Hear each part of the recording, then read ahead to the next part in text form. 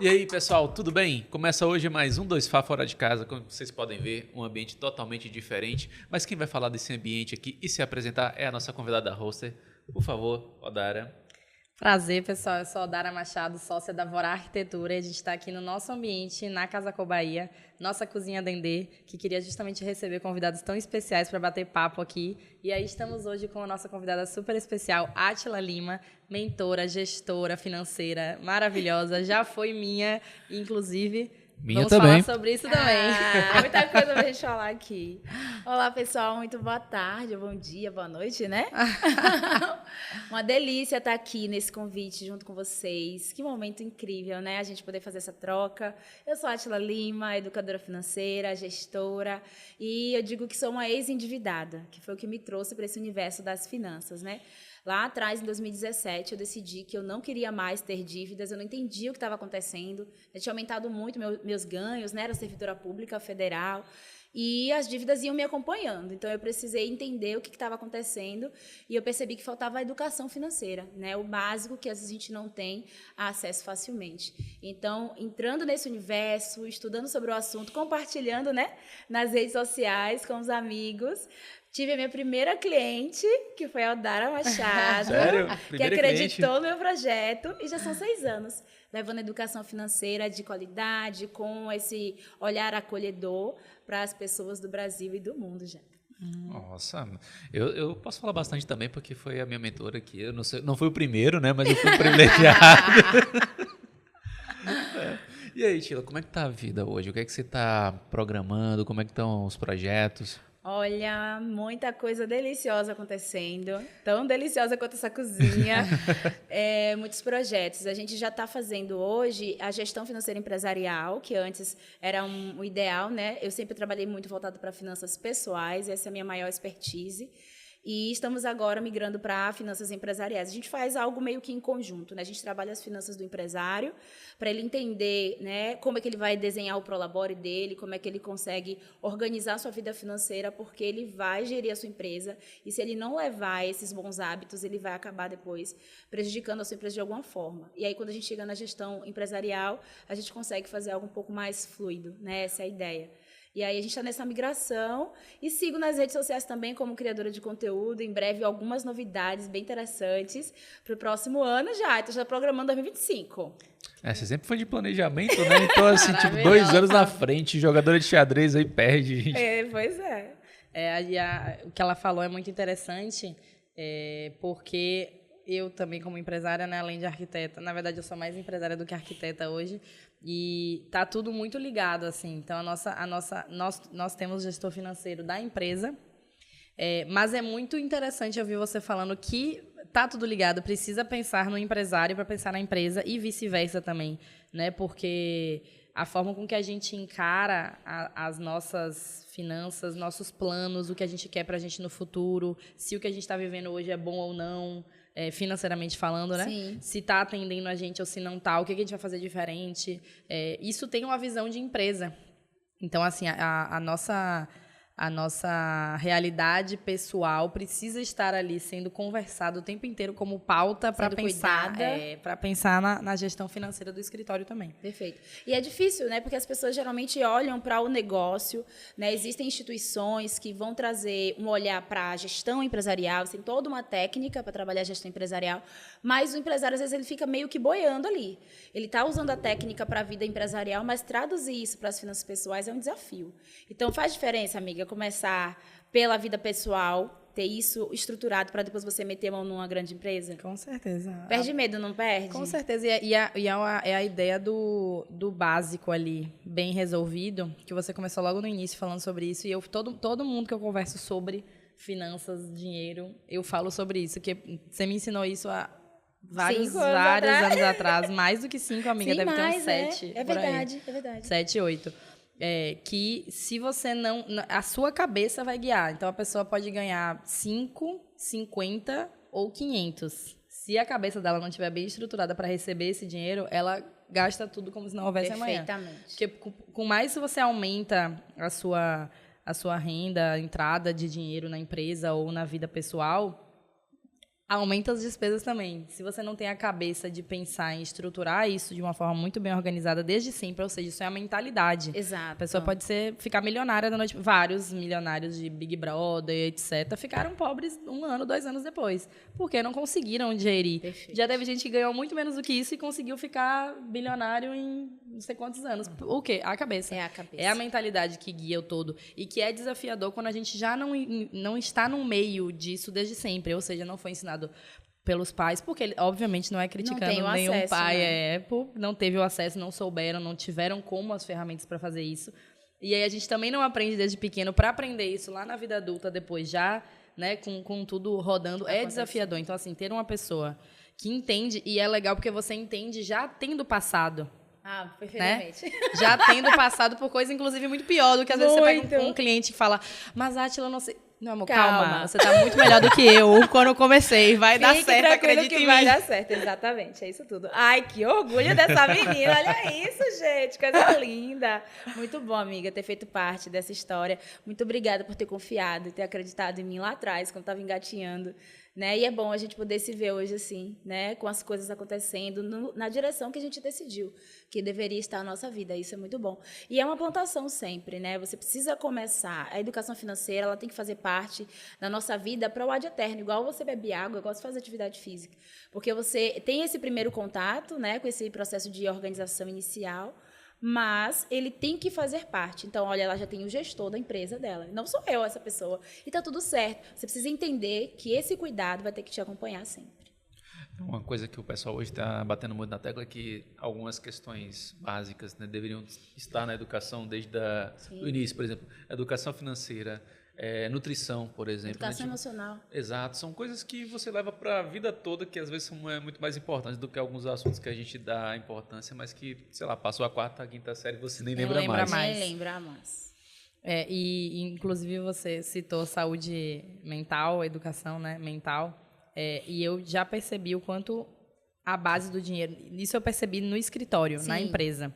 E aí depois eu fui conversando sobre isso com outras pessoas e percebendo que ela é a base para tudo. O dinheiro é a base de tudo, no final das contas. A gente vive numa sociedade capitalista, né? Então, assim, relacionamentos, vários já acabaram por terem passado dificuldade financeira. As pessoas empacam nisso, não conseguem resolver. 50% dos divórcios no mundo, eles acontecem por questões relacionadas ao dinheiro. A pessoa que entende mais falando. Eu estava falando da minha sensação, mas aí, 50%. É isso mesmo. E aí eu falei isso sobre a empresa na época, porque eu falei, a gente estava com um processo de projeto muito bem alinhado, a gente estava com uma estratégia de marketing, inclusive, alinhadas e funcionando. A gente tinha várias coisas que a gente poderia encaixar numa análise de empresa que estavam funcionando muito bem.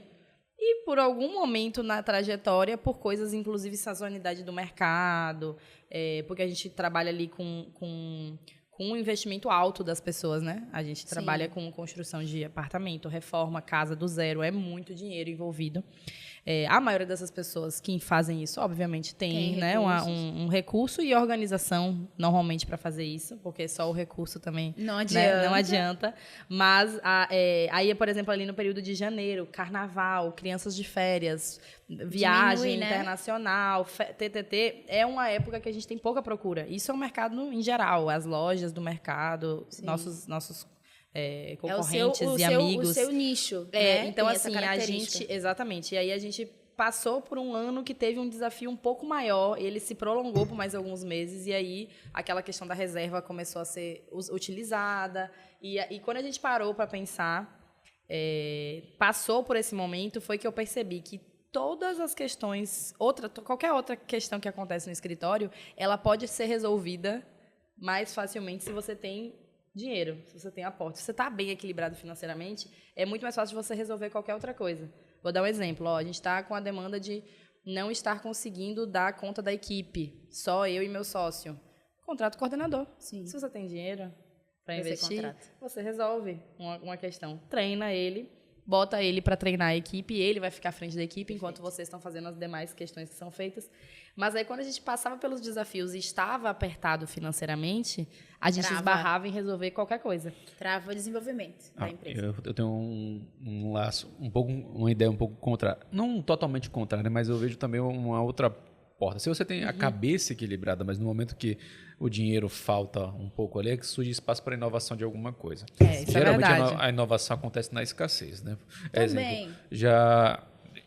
Pelo que eu tenho observado em algumas empresas de grande porte, onde eu já estive, caramba, absurdo. É tipo a galera ali conversando sobre, vamos fazer coisas aqui gastando 4 milhões no trimestre e tendo rendimento zero. Isso não é um projeto, mas 10 projetos nesse nível, né?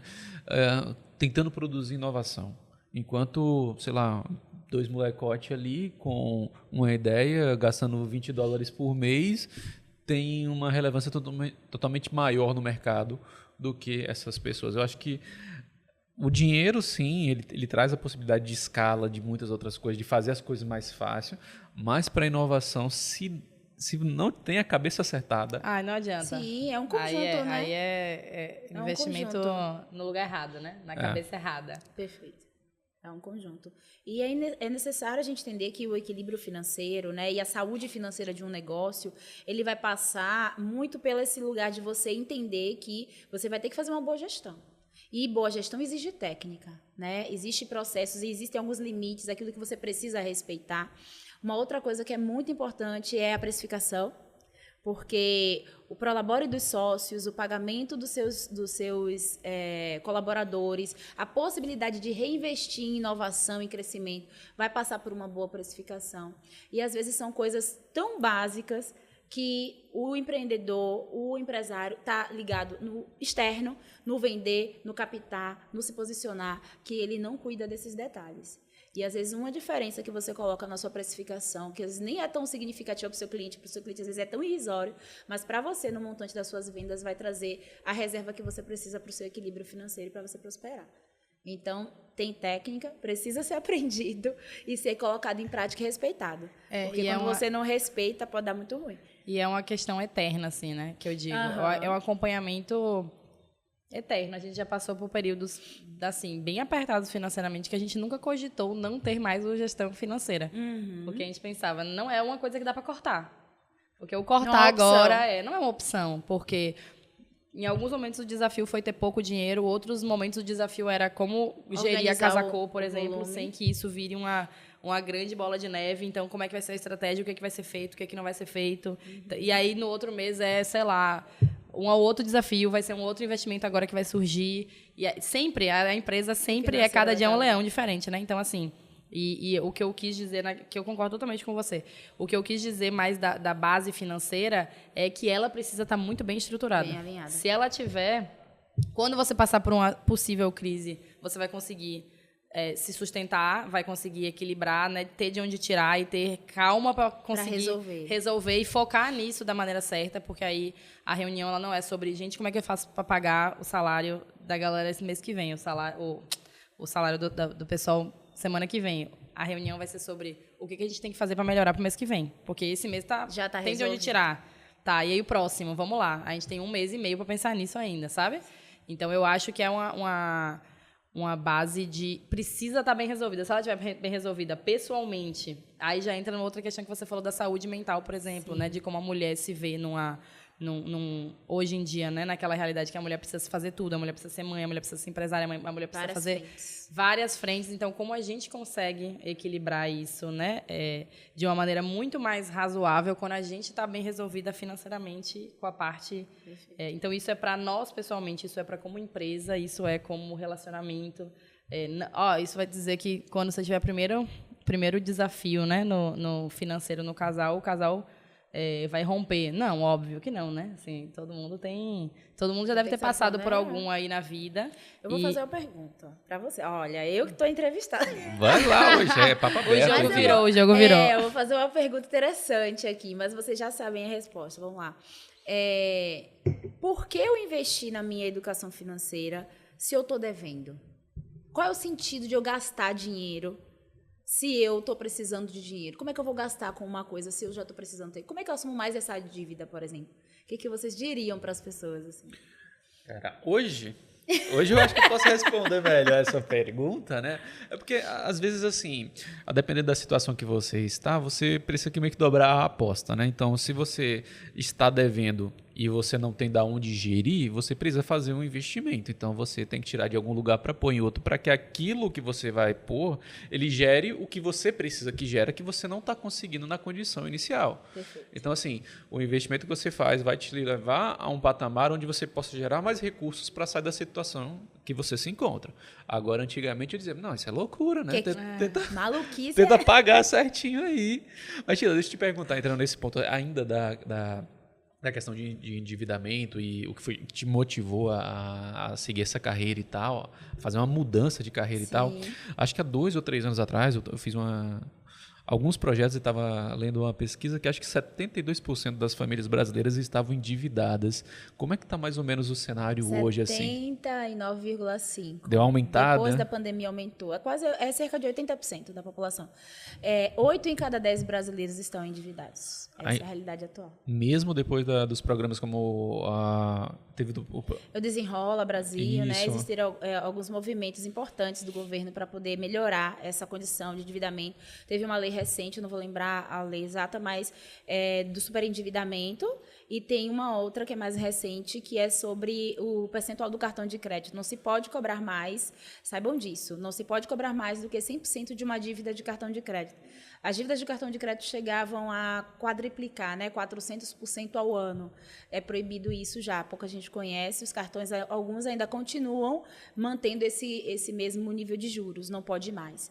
Então, o governo, sim, tem feito algumas ações pontuais muito importantes para poder facilitar a negociação, né? Aí teve Desenrola, teve a parte também do crédito estudantil, né? Enfim, várias ações, várias frentes. O que acontece com isso? Negociar dívida exige técnica. Você não sai das dívidas só por ter uma boa oportunidade de fazer um acordo, se você nem sequer conhece quanto do seu orçamento você pode destinar.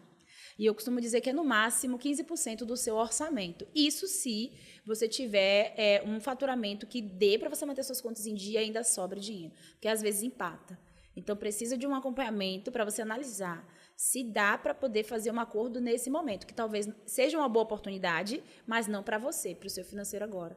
Então, a gente tem que encontrar outros caminhos. Mas o ideal é que você faça um acordo ou você assuma um compromisso de eliminação de dívida que não interfira na sua qualidade de vida, porque essa é a sua prioridade. Então, alimentação, transporte, moradia, saúde, eu tenho que listar essas coisas, entender que eu tenho que produzir por mês o suficiente para isso, para depois eu negociar. E negociação de dívida tem que ter um passo a passo. Qual é a primeira que eu pago, qual é a segunda, qual é a terceira? De onde eu faço o dinheiro extra para poder eliminar? Porque, às vezes, as pessoas, quando não têm saúde emocional, se desesperam. Eu não posso perder essa oportunidade, eu ofero um limpa-nome, eu tenho que tirar meu nome da SPC Serasa, vai naquela...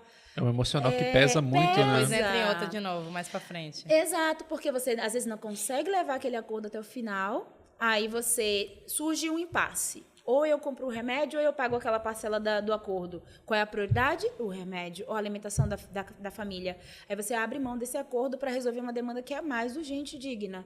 E aí você volta, às vezes, para uma dívida maior do que o que ela era.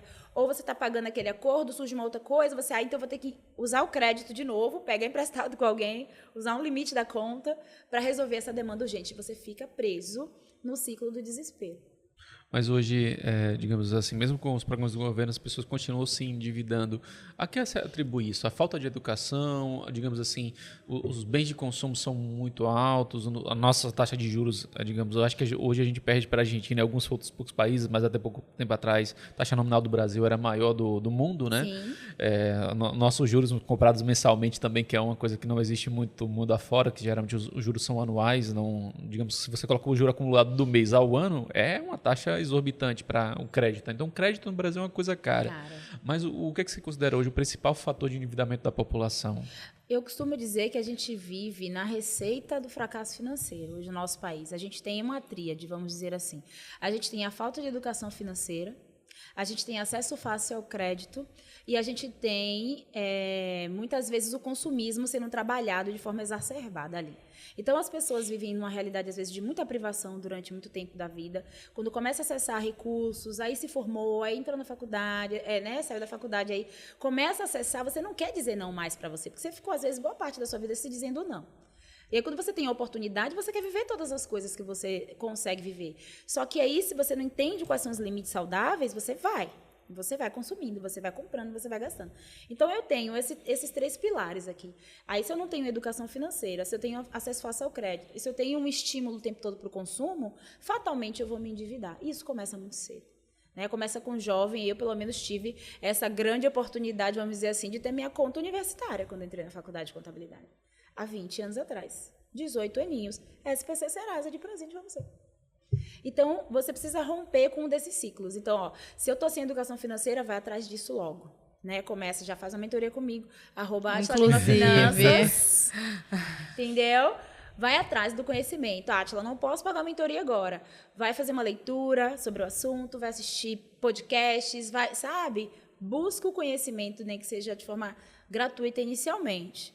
Aí eu tenho um acesso a crédito fácil. Cuidado com crédito. O crédito não é o seu dinheiro, é o dinheiro dos outros que você está pegando emprestado. Ele tem um custo. O dinheiro do futuro é mais caro do que o do presente. Então, planeja o uso desse crédito de forma inteligente para comprar as coisas que você não poderia pagar à vista e não as coisas do dia a dia. Eu vou num barzinho, tomo uma cerveja, eu vou tomar um café, crédito. Para poder ativar as milhas. Calma. Se você não tem habilidade com isso, bota no momento presente tudo que é para o mês e deixa para o crédito a compra de uma viagem, a compra de repente, uma casa, um carro. Deixa para o crédito coisas que são muito mais caras, para você não ficar zerado de grana. E, por último, o consumismo. Faça uma lista, 2 listas. Uma lista dos seus desejos e uma lista das suas necessidades. Estabelece quanto por mês você vai gastar com essa lista. Um mês você pega uma coisa da lista de desejos e um outro mês você pega a lista de necessidades, aos poucos. E não vai de peito aberto. Estabelece limites e respeite esse limite. Às vezes não é porque você não pode, mas você escolhe não gastar de forma estratégica para você ter o dinheiro para fazer o que você deseja no futuro.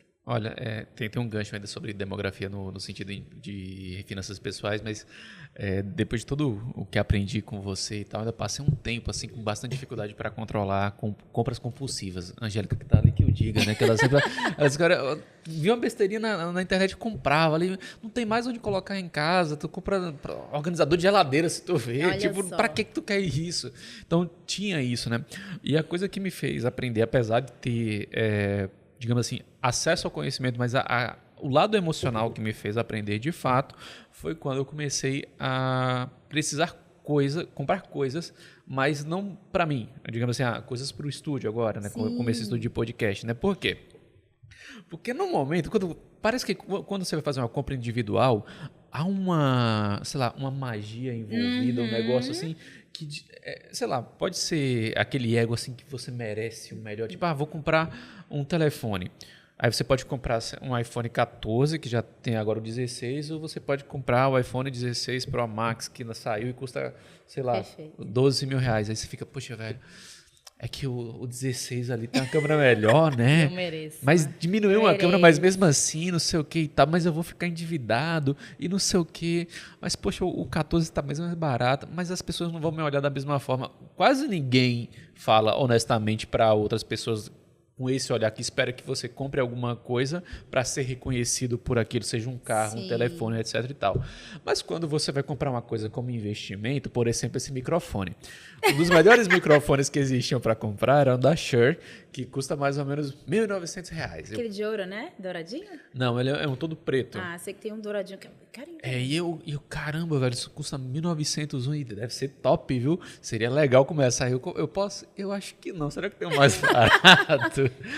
Deixa eu comprar esse numa Mais pra próxima, frente. talvez. Exatamente, né? Perfeito. Até porque eu não conheço tanto. Então, eu acho que quando você compra pensando em, sei lá, se tornar um empresário ou compra pensando num investimento, num projeto, alguma coisa, a decisão se torna muito mais racional do que quando você compra pensando no pessoal. Eu não sei qual é o troço que sei. está envolvido aí. Eu sei o que tá Me diga aí, por envolvido. favor. Graças a Pronto. Deus. Temos uma especialista na mesa. Vamos lá. O que acontece? Nas compras, a gente tem alguns estímulos cerebrais, né? Para a nossa química do cérebro, vamos dizer assim, que são trabalhados ali. Então, a gente tem algumas sensações de hormônio que são transferidas para o nosso corpo.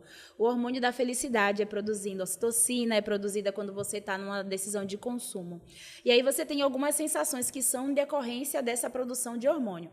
Aí você vem para a sensação de prazer, de conquista, de felicidade. Então, quando você ativa isso no consumo, vamos lá, passei o cartão, comprei aquele celular que eu queria. Você vai sentir que conquistou algo, você vai sentir prazer, você vai sentir que você é a melhor pessoa do mundo.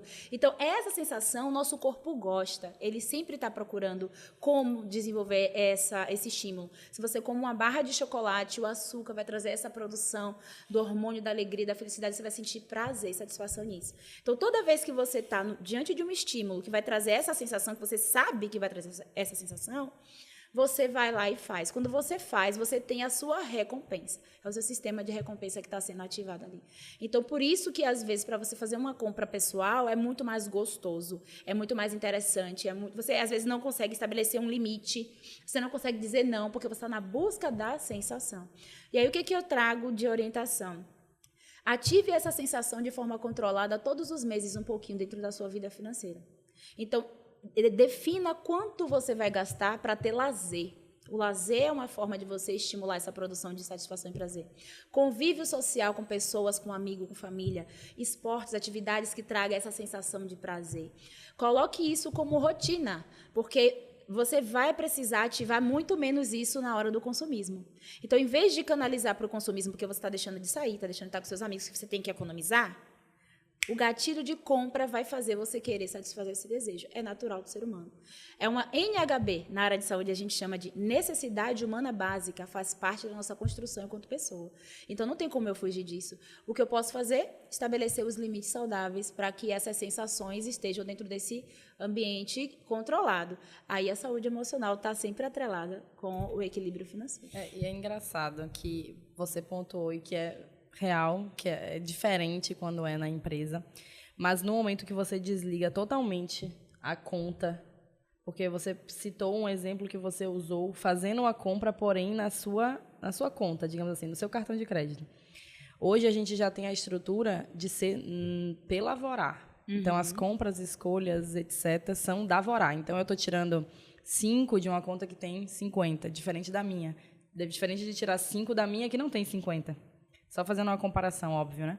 Então, quando a gente começou a entrar nesse nível de ser dissociado a nossa conta da conta da empresa, sim, e a conta da empresa cresceu, tinha dinheiro, então assim, tinha que comprar um notebook. Precisava crescer a empresa, gente, contrata mais alguém. Então, para contratar alguém, tem que botar mais um notebook. Compra um notebook. E aí tem que fazer. Faz. Então, vamos fazer para crescer, tem que fazer.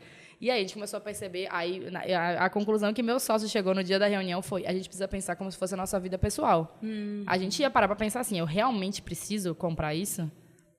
Então, assim, eu vou comprar, vai ficar essa parcela de X no meu cartão de crédito todos os meses. Isso é quanto da nossa conta no final do mês? É quanto em relação ao que a gente recebe? A gente não está fazendo isso com o escritório. A gente está pensando que precisa e compra, sim, mas compra...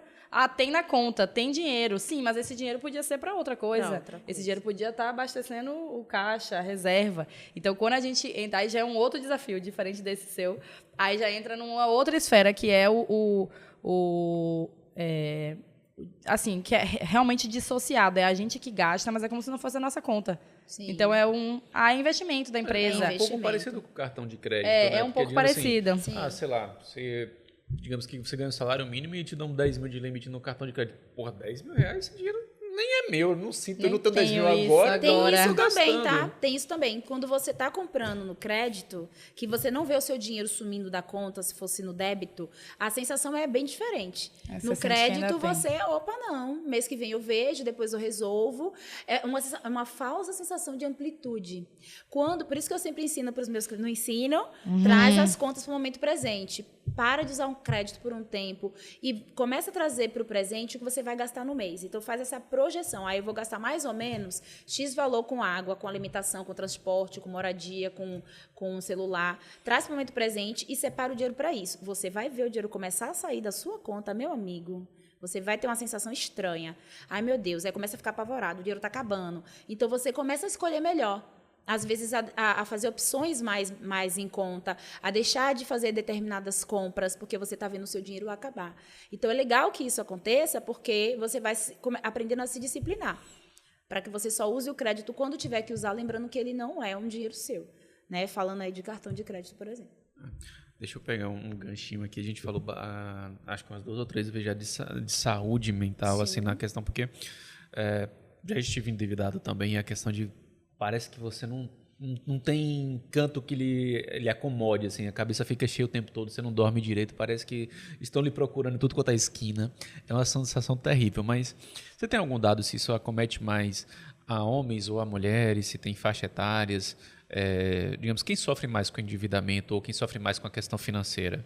As mulheres sofrem mais, mas é uma diferença muito pequena. Vamos dizer que em torno de 55% são mulheres e o restante homens. Então, a mulher sofre um pouco mais com o endividamento, mas a gente consegue dividir, entender isso, porque as mulheres são muito mais, no nosso país, né, as que estão na frente das famílias, gerindo as famílias, tomando mais decisões de cuidados com a casa, com os filhos. Então, não é só porque a mulher é mais gastona, né, porque a gente tem isso como uma visão coletiva que é um mito, mas é porque as mulheres acabam tomando muito mais decisões, às vezes assumindo as famílias sozinhas e em condições que não são as mais favoráveis, em alguns casos empreendendo para conseguir sobreviver. Existe um dado recente do Serasa que fala que os gastos com cartão de crédito, em sua maioria, é para suprir necessidades básicas do lar. E a maior parte do endividamento é por contas domésticas. Então, muitas vezes as pessoas não estão conseguindo produzir mensalmente o suficiente para o básico, para a alimentação, para as contas de água, de luz, internet. Então, a gente não está falando de pessoas que estão se endividando só porque estão comprando bobagens, mas, no geral, é porque estão tentando sobreviver e usando o cartão de crédito como uma alternativa. Né? Então, mas as mulheres elas devem mais, a gente tem esse recorte, mas as mulheres também negociam mais as dívidas, tem esse dado também. Então, elas entendem que precisam melhorar. Aí, o que acontece? A gente tem disparidade dos salários, né? A gente tem as mulheres que, às vezes, estão na mesma profissão, com os mesmos trabalhos, ganhando menos. Então, tem essas questões ainda que precisam ser observadas. Tem um outro absurdo aí que você falou, digamos assim, a mulher tem a fama de gastona, né? Tem esse arquétipo. Mas uma coisa que poucas pessoas falam, né, é que geralmente os produtos para as mulheres são super mais caros do que rosa, né? o Pintex, né? Tipo assim, poxa, velho, até um barbeador que você vai comprar porque é rosinha ali, é até inferior em qualidade e é mais caro. E é intuitivo. Eu, quando paro para pensar, às vezes eu já estou com a Gillette rosa na mão. Exato. Aí eu, peraí, por que eu peguei essa mesmo? Aí eu paro para olhar o preço. Era 6, 7 reais mais caro que a outra, que é igual da mesma marca. Eu faço a volta. Às vezes eu posso te dizer que é pior. É pior. É sério. Aí meu Deus, eu já tava levando. Será aquela intuitivo, né? Eu fazia laser. Para fazer o laser, você precisa comprar. Direto eu esqueci. Então eu ia na farmácia correndo. Então eu digo que às vezes o rosa, no subconsciente mesmo, aquela coisa que é formada para mulher, às vezes para crianças também, né? O caminhozinho no mercado. Ali tem um nome chamado Papafila. Muito coisas para crianças, porque você sabe que as crianças vão ficar ali agoniadas, né? Sabe um exemplo? Eu sou asmática, né? Tenho que estar lavando o nariz nesse tempo louco, ficar mudando. E aí eu fui procurar uma seringa de 20 ml. E daí não tinha. Eu falei, deixa eu olhar essa aqui para criança, que é a mesma finalidade. R$40. A mesma, só tinha um bichinho acoplado. Então, tem isso. É mais caro para a mulher e é mais caro para a criança. Né? A gente tem que ter esse cuidado e prestar atenção, comparar produto. Eu falei, não vou levar assim, dar outra de 10 ml, né? Compre outra farmácia. E não é sobre você não ter, gente. Eu teria tranquilamente dinheiro para pagar uma seringa como essa. Mas é a gente entender o valor do nosso dinheiro. A gente faz dinheiro com o nosso tempo. Eu costumo dizer que o dinheiro é o financiador da vida. A gente faz dinheiro trocando nosso tempo de vida. Então, se você não entender o valor do seu tempo, para que você faça escolhas mais sábias, para que você questione, né? Não é que você não possa pagar e que você não tenha, que você está sendo um canguinha. Mas, em alguns casos, estão me roubando. Estão tirando de mim. Por que estão fazendo isso comigo? Não aceito. Não vou comprar nessa farmácia, não vou comprar nesse momento. E o planejamento financeiro ajuda você a ter essa previsibilidade. A Aldara falou, foi correndo. Ok, vida corrida faz parte, mas todo mês você vai correndo? Presta atenção. Veja se você não consegue trazer isso para a sua programação de compra, para que isso se torne algo mais suave. Você vai comprar com recorrência, compra um pacotinho logo, né? Exato, uma quantidade, mas divide com amiga. Num lugar mais barato, sem ser uma farmácia, talvez. Tem lugares mais baratos. Exato. Mas ainda vou insistir na questão da saúde, sabe? Porque você falou que as mulheres se endividam mais, talvez sofram mais com isso também. Mas você falou de saúde mental. Aí você veio de rosa, não posso deixar de perguntar. Claro. Pegando agora o Outubro Rosa. Tem alguma relação entre a questão financeira, seja de acesso de conhecimento ou de impacto de um endividamento na saúde da mulher ou diretamente com o câncer de mama? Muito da saúde mental, emocional. O que acontece? Bom, estou lá desorganizada financeiramente, não sei como fazer, isso vai afetar a saúde emocional da mulher. Quando a saúde emocional é afetada, gente, eu também sou da área de saúde, tá? É bom falar, foram 12 anos na área de saúde antes de estar 100% na educação financeira. Então, o que acontece? A nossa imunidade, ela vai ter interferência quando a gente está com a nossa saúde mental abalada. A nossa imunidade diminui mesmo, fica mais propenso ao adoecimento. A gente não tem um link disso com o câncer de mama, por exemplo, mas o que a gente pode trazer aqui como algo muito importante? Quando a mulher ela não tem recursos financeiros, ela dificilmente vai dar prioridade aos seus cuidados com a saúde. A fazer um exame, né, a fazer um exame de forma periódica, às vezes ela não tem condições de pagar por um plano de saúde, ou às vezes aquilo nem sequer passa no planejamento financeiro dela. Fica anos sem ir no ginecologista, fica anos sem fazer um exame de preventivo. Então, às vezes o financeiro é o que aperta. E na rotina corrida, você vai no Sistema Único de Saúde, tem esse acesso? Tem. Mas no dia que eu estou trabalhando, então eu não posso fazer aquele exame. No dia que eu estou trabalhando, então eu não posso, cuidando da criança, então eu não vou poder ir para aquela consulta. Você deixa de ser prioridade da sua própria vida. Então, a organização financeira também vai permitir com que essa mulher consiga, vamos lá, enquanto empreendedora, eu vou deixar aqui os dias de folga porque eu vou no médico esses dias. Ou então eu vou organizar aqui o meu financeiro para que uma vez ao ano eu faça o meu check-up. Independente se eu vou conseguir pelo Sistema Único ou não, se eu compro no meu cartão de crédito uma televisão, eu compro um celular parcelado, eu compro roupa, eu não posso pagar por uma consulta, eu consigo sim. Só que não é sobre não ter ou não ter o dinheiro muitas vezes. Às vezes é o planejamento e a percepção de valor. Então é importante que a gente entenda o quanto que a nossa saúde tem que ser prioridade. Porque é com a nossa saúde que a gente também constrói prosperidade financeira. Tudo, né? E a gente falou muito do processo assim, de quem passa pelo endividamento e a reconstrução, como lidar, né? Que a Átila já deve ter ajudado muitas e muitas pessoas a passarem por isso. Mas hoje, né, numa realidade, graças a Deus, diferente, eu vejo muito que o dinheiro, essa organização financeira, essa mentalidade, todo esse planejamento que você fala, é muito importante não só para quem precisa sair de um período de endividamento, um período difícil, mas também no momento bom também. Claro. Então, assim, você quer fazer sua viagem dos sonhos, para você perceber que ela é possível, só que ela vai ser possível se você se planejar para aquilo. Eu quero trocar de carro, eu quero ter um carro X, você quer... Né, você quer muito isso, como é que faz para isso acontecer? Né? Quanto tempo você precisa? Juntando quanto por mês?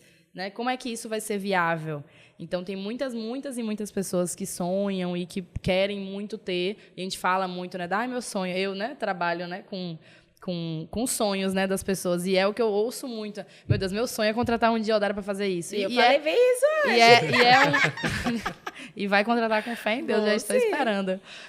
E é uma constante isso. É necessário e é muito bom conseguir planejar sonhos, né? Perfeito. Então, desde passar, deve ser muito, muito bom também você ter ali um feedback de uma pessoa que conseguiu sair de um endividamento, mas de uma pessoa que, assim, que você ajudou a conseguir comprar um carro, o primeiro imóvel, né? Assim, é lindo, gente. É lindo porque, assim, né? Eu escolhi nessa caminhada com a educação financeira e é sempre transformador. Você vê como que as pessoas, às vezes, com pouco do que você sabe, conseguem transformar completamente a vida. Eu estou acompanhando o processo de uma mulher incrível, né? Não vou citar aqui, mas ela está fazendo a transição de carreira e possivelmente esse ano ela já vai pedir exoneração também do emprego público dela. Então, para as mulheres, muitas vezes, você empreender, você estar à frente do seu negócio significa liberdade, né? Uma das coisas que ela mais me fala é o seguinte: Átila, é muito bom eu poder terminar o meu trabalho e poder almoçar com meu filho e poder levar ele para brincar no parquinho e voltar e terminar de preparar a encomenda do meu cliente. Então, não é só sobre você ter uma organização financeira para sair das dívidas, mas é sobre você conseguir se estruturar enquanto empreendedora, por exemplo, para poder ter qualidade de vida, para você realizar o sonho de comprar o seu carro, porque eu já pude acompanhar isso muitas vezes, a sua casa própria, como eu pude realizar o meu sonho de comprar meu primeiro apartamento, né? Então, é você entender que você pode viver com qualidade de vida e com dignidade. Você não precisa estar produzindo dinheiro apenas para você sobreviver. E isso, às vezes, passa por um processo de estruturação que é bem simples, mas que a gente não acessa ao longo da nossa vida, né? Eu já pude trabalhar a educação financeira para professores universitários da UFBA, do IFBA, né? Não é porque a pessoa não tem capacidade para poder fazer aquilo, é porque ela não acessou, não foi apresentada em nenhum momento da vida. Né? Então, a educação financeira ela precisa fazer parte do nosso contexto de uma roda de conversa como essa, né? Em casa, com os amigos. Começa a trabalhar isso como se fosse algo muito mais natural. Né? Eu acho que é por aí. É uma coisa bem... voltando assim à temática de ter nas escolas, né? Pô, a gente aprende álgebra, aprende Bhaskara, não sei o que e tal. E a temática financeira não é tão complexa, é uns mais e uns menos ali. Sim, e tá de simples. boa. Mas entra a questão emocional também. Essa eu acho que é a mais difícil assim, de controlar. Não sei exatamente porquê, mas você falou do incentivo ao consumo, mas às vezes acho que quando você adquire alguma coisa, vocês estavam falando assim, adquirir o carro, adquirir um apartamento, uma casa, etc. Pô, tive uma satisfação enorme quando pude adquirir meu primeiro carro. Vejo as pessoas correndo atrás de sua casa própria também. Eu vejo as pessoas... O que eu vou falar agora pode até parecer estranho, porque eu vejo pessoas que estão assim, num nível muito alto de riqueza, falando assim, eu já não me preocupo com dinheiro. Mas não é isso. O que me fez assim, ter uma relação mais tranquila foi porque eu ainda trabalho. E no meu trabalho, home office, estava até falando com o meu chefe semana passada, 2 semanas atrás, eu acho, que, poxa, tem semanas que eu não saio de casa. E aí eu resolvi criar o podcast. E, por cargas d'água, não era eu que ia ser o apresentador, ia ser um primo meu que é jornalista, né? E eu ia aprender um pouquinho ali e não rendeu dessa forma. Mas eu descobri nisso uma vontade antiga que eu tinha de conversar com as pessoas, de me relacionar e também de ter um espaço fora do momento que eu estou trabalhando para poder meio que ser a parte lúdica da minha vida, sabe? Sim. E aí, nesse momento, eu consegui utilizar o dinheiro de forma, sabe? Porque o dinheiro não foi ali mais para um sonho, digamos assim. Ele foi o catalisador para um propósito. Perfeito. Um meio. Digamos, né? Mas não não no romantismo, digamos assim. No romantismo que eu estou falando no romantismo do consumo. Sim. O propósito não era exatamente o estúdio, o negócio. O propósito era criar esses momentos, esse tipo de coisa. Vou trazer uma observação do que você está trazendo. Isso é muito importante. Existem alguns tipos de reserva financeira que a gente precisa fazer. Eu gosto muito de falar colchão financeiro, vocês já devem, né, se lembrar dessa expressão. E o colchão financeiro, para mim, são 2 reservas dentro de uma, que é a reserva de emergência e a reserva de oportunidades. Então, alguns autores vão falar disso, Gustavo Cerbasi, o Thiago Nigro vai falar disso. Tenha 2 tipos de reserva. Reserva de emergência e reserva de oportunidades. A de emergência para situações de emergência, para imprevistos, e a de oportunidades para aproveitar as oportunidades de fazer um negócio, de abrir um novo projeto, de investir em algo que você estava planejando, às vezes, lá para frente, e que, de repente, surgiu a oportunidade. Então, é legal que a gente tenha não só reserva para as situações mais urgentes, mas, não estava pensando, do nada veio uma ideia, precisa de dinheiro para isso, opa, eu tenho aqui essa grana, vamos começar por aqui. Então, às vezes, você perde grandes oportunidades na vida, né? De estar em espaços, ou então de começar um projeto novo, de investir em uma nova carreira, porque você não tem um recurso para isso. Então, o planejamento financeiro, ele entra não só para sair das dívidas, transição de carreira e realização de sonhos, mas também oportunidades de negócios. Uma coisa que eu acho que eu aprendi com você e o que eu estava tentando expressar através dessa minha experiência foi o seguinte, é que no começo a gente engatinha atrás de coisas, digamos assim, é o carro, é o apartamento, Sim. é o consumo pelo consumo. Daqui a pouco, quando a gente começa a entender a relação, o que é que o dinheiro é para mim? Quanto é que o dinheiro vale de fato, né? O meu tempo, a minha vida, o que é que eu quero exatamente, mas não o que eu quero em termos materiais, o que eu quero que me dê satisfação de estar vivo, né? Porque, poxa, Perfeito. você compra lá o iPhone novo, você compra o carro do ano, isso te dá uma satisfação, mas é muito ínfima, né? Tipo assim, você comprou, passou alguns minutos ali, e agora? Né? Agora chegou a fatura do cartão. Aí a dor começa, né, de novo. Então, depois de um momento, você vê que é bacana ter as coisas, mas é bacana também conseguir fazer algo, ou seja ele material, ou comportamental, ou enfim, Esse é o legado, de outra Aquilo natureza, que você né? entrega também, para a sociedade. Eu acho que o dinheiro ele pode também estar relacionado com com você viver aquilo que você veio para viver na Terra, para quem acredita nisso, né? Qual é o seu objetivo? O que você... Eu tenho um exercício que eu trago, né? Que é, o que você gostaria de fazer que você faria de graça? Você lembra disso? Não. 3 perguntinhas. O que você gostaria de fazer que você faria de graça? Como você pode ajudar as pessoas com essa habilidade? E, por último, como você pode fazer dinheiro com essa habilidade? Então, você vai encontrar dentro dessas 3 perguntas uma interseção. Olha lá, a escola, né, primária. Você vai achar algo que se repete. Ali está o seu propósito.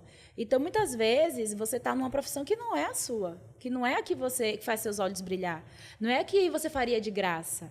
Né? O faria de graça não quer dizer que você tem que trabalhar de graça, mas é o que você tem, isso, o que você tem satisfação plena em fazer.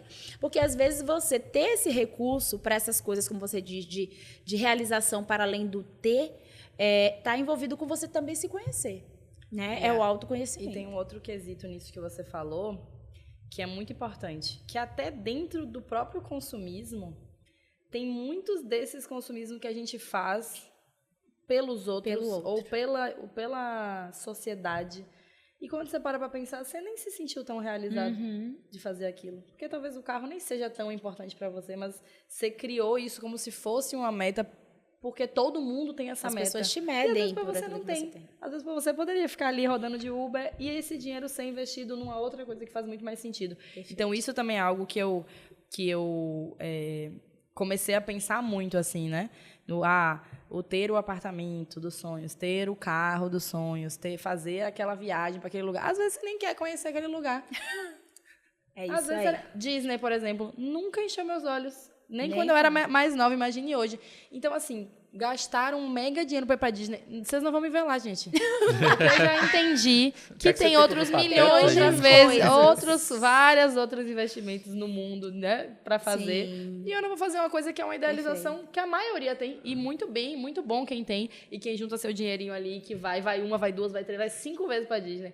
Mas não é a minha. E aí a gente precisa também ter esse olhar e esse reconhecimento para entender, né? Que é que ela teve até a Nani que estava comentando com a gente, porque aí a pessoa não comprou aquele imóvel e comprou um carro. E aí eu super entendi o que ela quis dizer, concordo com ela, inclusive, mas às vezes a realização da pessoa era o carro, não era o apartamento. Carro, não era o apartamento. Então, assim, talvez para ele fez muito mais sentido comprar aquele carro. Talvez ele se arrependa e depois ele, na maturidade, junto com outras coisas, mude de ideia, ou não. Eu tenho um cliente que compra carro, vende carro, compra carro, vende carro. Eu tô falando só dos melhores carros. E ele se sente super realizado dessa forma. Pegando o que você estava falando dessa questão do olhar interno, né? De você saber o que você quer consumir, quando quer consumir e tal, né? E também não ir com... Minha avó falava de ser Maria vai com as outras, né? É a expressão de interior. Mas, Sheila, nesse aspecto, pegando um pouco do gancho aqui do evento e tal, a nossa convidada anterior, a Nani Brandão, ela estava falando sobre aquisições de imóveis, etc e tal. Quem está em busca de adquirir o seu primeiro imóvel, ou então um imóvel como investimento, o que é que você recomenda hoje? Qual seria o meio mais saudável de você estar fazendo isso? Primeira coisa é um pouco do que a Odara trouxe, que é entender se isso é importante para você mesmo, né? Porque investir em imóvel é algo sério, é algo caro, né? Para qualquer nível de sociedade, de aquisição social, né? De acessos, não é algo simples, então vai ter um custo ali envolvido e todo um compromisso, né? Então você precisa saber se é isso mesmo que você quer. E depois você tem que pensar para que você quer. Né? Então, eu quero para morar ou eu quero só para investir? Porque a escolha de um imóvel para você morar, muitas vezes vai envolver o lugar onde você quer, se é perto ou longe do seu trabalho, o custo que é naquele bairro que você gostaria, se você tem condições ou não de comprar naquele ambiente. E aí você precisa olhar para isso, para o que você quer e casar com o que você pode, para poder ver se o que você deseja cabe no seu orçamento. Se não cabe, a gente sempre tem 2 caminhos. Ou você economiza para caber, ou você faz mais dinheiro. Isso vai depender do nível de compromisso que você tem com aquele imóvel, se você quer comprar ele para morar. Entendendo que comprando para morar, ele vai virar uma despesa e não um investimento, que você vai ter que preparar ele, né? Fazer uma decoração com a Alvorá Arquitetura, entendeu? Adequar o ambiente para você. Então, não é só o dinheiro da compra. Faz o seu planejamento lembrando que você vai ter o dinheiro da compra, o dinheiro da decoração, o dinheiro da mobília, né? Da manutenção. Da manutenção desse bem. Então, você vai precisar entender que não é só sobre ter o dinheiro de comprar. Porque muitas vezes hoje a gente tem uma facilitação, né? A gente tem alguns programas do governo, a gente tem as possibilidades de financiamento através das corretoras, né? Então, você tem como financiar a entrada, parcelar, tem os semestrais, então tem várias maneiras de você acessar o imóvel, mas você tem que lembrar de todo o contexto. Quando você compra para alugar, geralmente você pode pensar em algo que não é exatamente o dos sonhos, mas eu aconselho a pensar no imóvel que seja minimamente habitável. Então, meu exemplo, eu escolhi num bairro mais distante, mais periférico, meu imóvel, mas eu não admitiria um imóvel sem varanda, porque eu não ia conseguir me sentir numa gaiola, por exemplo. Então, se em algum momento eu precisar morar naquele imóvel, ele tem uma estrutura, ele tem toda uma infraestrutura de piscina, né, áreas e tudo mais, que eu moraria se fosse o caso. Então, pensa nisso, para você não escolher algo tão simplesinho que daqui a pouco, né, não vai ter uma valorização com o passar do tempo. Então, olha para esse lugar. E, como a Nani falou, ainda vale a pena investir em imóvel hoje? Com toda certeza, meu amigo. Eu, numa conversa ali com ela, descobri que o meu imóvel já valorizou quase 50% de quando eu comprei. Ela disse, não acha mais no lugar onde você comprou com o preço que você pagou 3 anos atrás, que eu peguei na planta. Então, sim, vale a pena você comprar um imóvel na planta, se você tem condições hoje de pagar os seus custos de moradia e ainda com dinheiro a mais, investir no imóvel e deixar ele ali, né, até ele ficar pronto para você entregar, ou então bota ele para alugar, como eu fiz, como muita gente faz, vale super a pena, né? Porque é uma forma de você multiplicar o seu capital de maneira muito mais acelerada do que no mercado financeiro tradicional. Empreender, que isso é uma forma de empreender, é uma forma de você multiplicar o seu capital. Não adianta ser só poupador, tá? O sistema financeiro vai fazer seu dinheiro crescer. Se a gente pegar um CDB aí de 100% do CDI, vai render quanto? 10,45% ao ano. Mas tem IR. Claro. Então, não é puro. E aí, o que acontece com isso? Com um imóvel, às vezes, em 3 anos, você consegue multiplicar o seu capital em 30%, 40%. Né? Então, vale a pena sim, mas você precisa estar estruturado para que isso não vire uma dívida ruim depois. É isso aí, gente. Quem quer investir em imóvel, quem quer sair das dívidas, ouçam essas dicas, né? E, por favor, Tila, por favor, fale para a gente. Hoje a gente sabe que você é educadora, que você é gestora e consultora, mas o que você mais está atuando? Deixe suas redes sociais para o pessoal que está precisando de dicas de gestão, de consulta, de mentoria, por favor. Pronto, então vamos lá. Para quem precisa de uma educação financeira para a sua vida pessoal, tem um processo que se chama terapia financeira, que ele vai aí entre 5 a 7 encontros, a gente fica junto uns 4 meses, e aí a gente vai cafuscar a sua vida mesmo ali, ó, por dentro, suas emoções também junto, né, com a organização financeira pessoal. Esse processo, você vai agendar um diagnóstico para poder a gente marcar depois essa terapia financeira individual. A gente está fazendo gestão financeira empresarial ainda devagarzinho, começando, e as minhas redes são @Atila Lima Finanças. Então, por lá, você tem acesso ao meu WhatsApp, pode marcar seu horário, tranquilamente lá com a minha assistente, a Luana. E o que mais que tem, gente? Ó, tem coisa que eu não posso contar. Tá no forno, entendeu? A gente sempre fica curioso. Fiquem atentos no próximo podcast. Pois é, fiquem atentos às minhas redes sociais. Mas o que eu posso dar de spoiler é, sou criadora de conteúdos digitais também. Então, de vez em quando, em algumas plataformas por aí, vocês vão encontrar meus conteúdos. Mas me acompanhem, vocês vão saber de tudo. Nossa, que legal. Agora eu fiquei curioso, né? Eu acompanho já há bastante tempo. Eu também. Fica atento aí. Ative as notificações. É isso aí, pessoal. Então, acompanha a Atila Lima no Instagram, acompanha a Odara, por favor, Odara, fale também as redes sociais, a sua e a da Vorá também. Ó, eu, Odara Arquiteta, meu Instagram, ali tem um pouquinho da minha vida, um pouquinho da rotina, e o Instagram do escritório, Vorá Arquitetura. É Vora, né, porque não tem um acento, Vora Arquitetura. Eu falei errado, gente. Desculpa, tá? Mas foi a Vora Arquitetura que nos cedeu esse espaço aqui para fazer o nosso primeiro episódio daqui do 2FA Fora de Casa. Espero que vocês tenham gostado com essas pessoas maravilhosas, esse lugar incrível, com esse buffet aqui fantástico também. Então, se você gostou desse episódio, deixe o seu like, se inscreve no canal e comenta aí o que você achou, beleza, pessoal? Até o próximo episódio.